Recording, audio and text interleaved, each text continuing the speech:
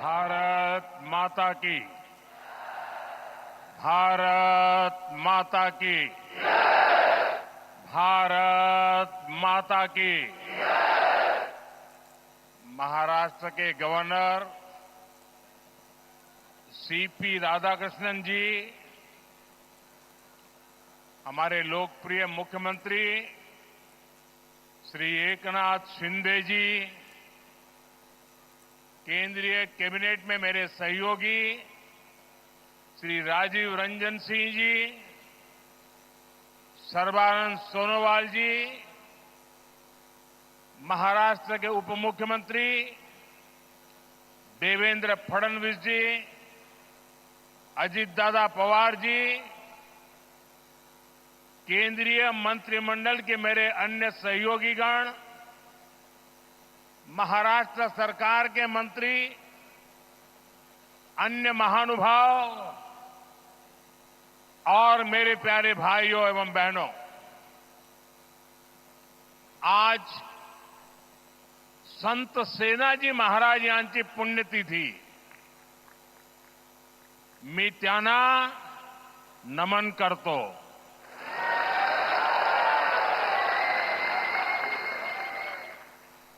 माझ्या सर्व लाडक्या बहिणी आणि लाडक्या भावांना तुमच्या या सेवकाचा नमस्कार।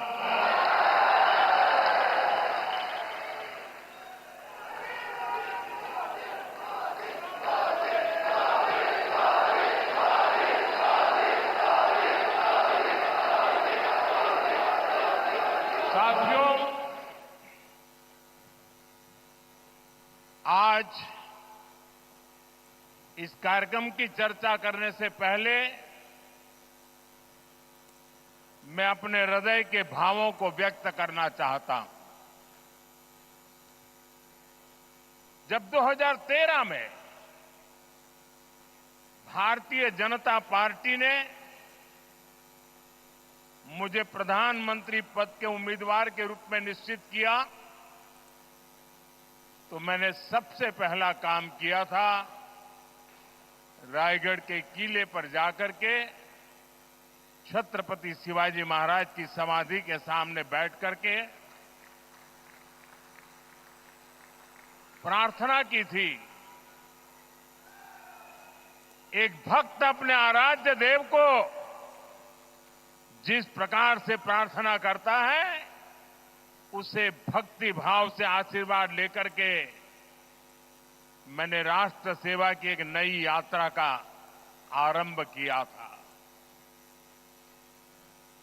पिछले दिनों सिंधुदुर्ग में जो हुआ, मेरे लिए, मेरे सभी साथियों के लिए छत्रपति शिवाजी महाराज ये सिर्फ नाम नहीं है। हमारे लिए छत्रपति शिवाजी महाराज ये सिर्फ राजा महाराजा राजपुरुष मात्र नहीं है। हमारे लिए छत्रपति शिवाजी महाराज आराध्य देव है।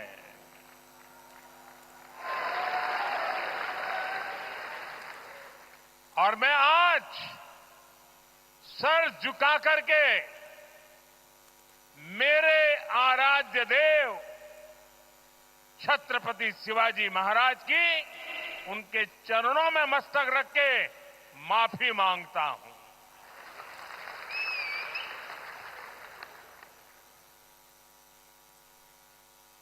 हमारे संस्कार अलग है।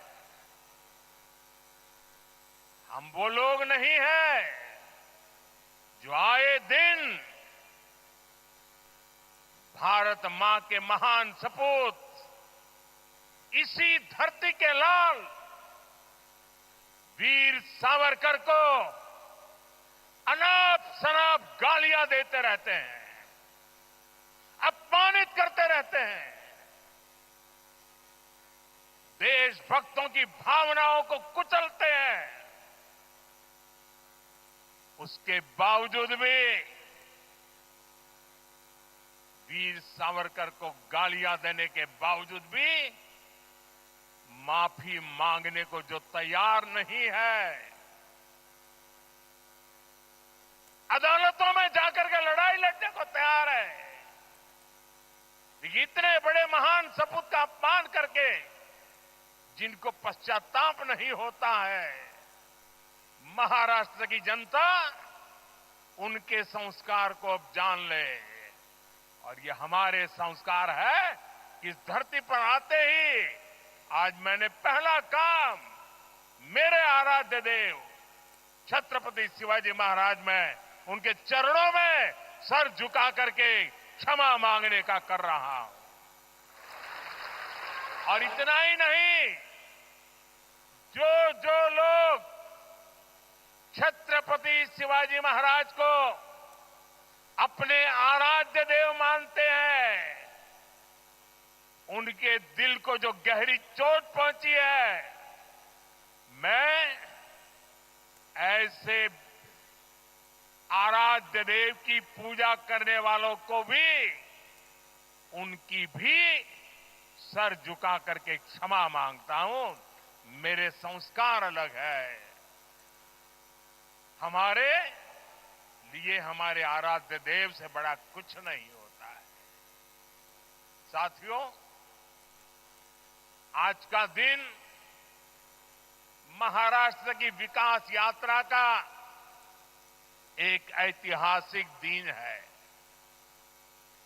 ये भारत की विकास यात्रा के लिए बहुत बड़ा दिन है। विकसित महाराष्ट्र, विकसित भारत के संकल्प का सबसे अहम हिस्सा है।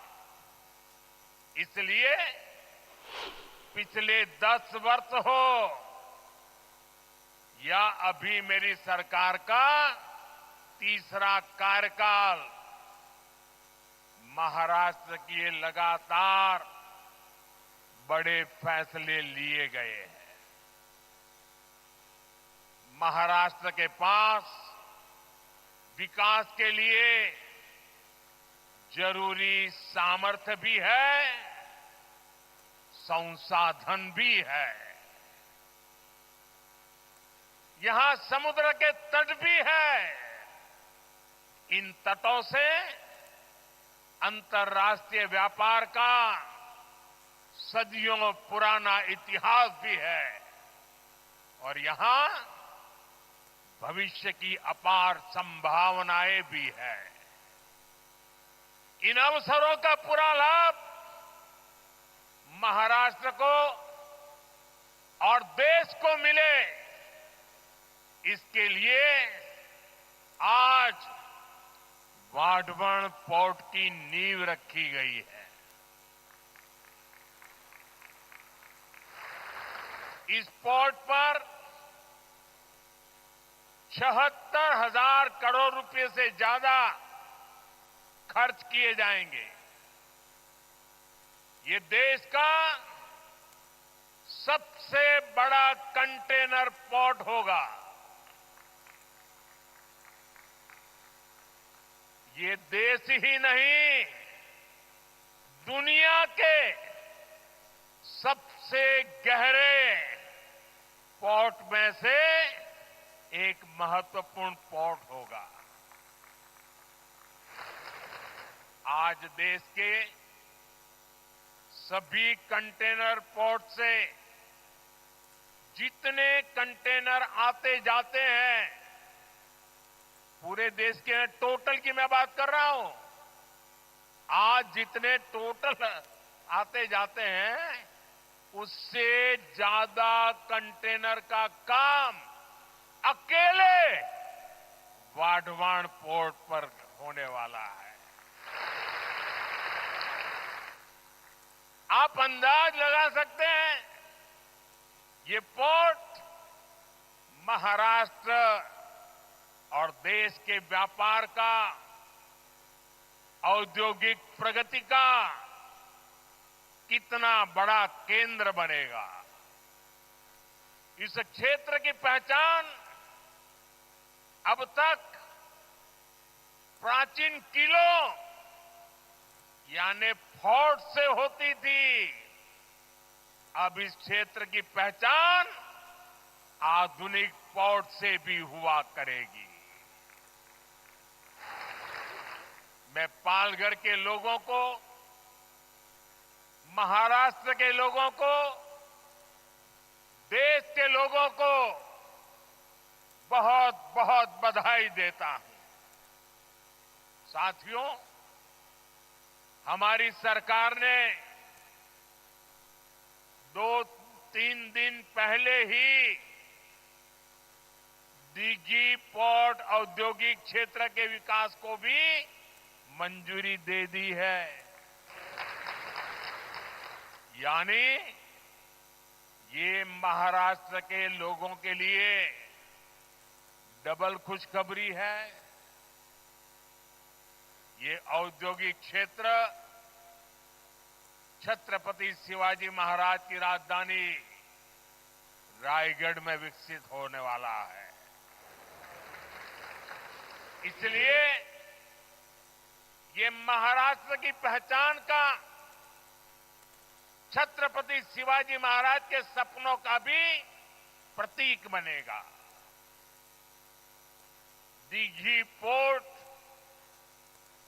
औद्योगिक क्षेत्र से पर्यटन और इको रिसोर्ट को भी बढ़ावा मिलेगा। साथियों, आज यहां मच्छीमार भाई बहनों के लिए भी 700 करोड़ रुपए से ज्यादा की विकास परियोजनाओं का शिलान्यास किया गया है। देश की अलग अलग जगहों पर 400 करोड़ रुपए से ज्यादा की परियोजनाओं का उद्घाटन भी यहीं से हुआ है। इन सब प्रोजेक्ट्स के लिए भी अपने मछुआरे भाई बहनों को, आप सभी साथियों को बधाई देता हूं। वाटवन पोर्ट हो, दिघी पोर्ट इंडस्ट्रियल एरिया का विकास हो, फिशरीज की योजनाएं हो, इतने बड़े बड़े काम माता महालक्ष्मी देवी, माता जीवदानी और भगवान तुंगारेश्वर के आशीर्वाद से ही हो रहे हैं।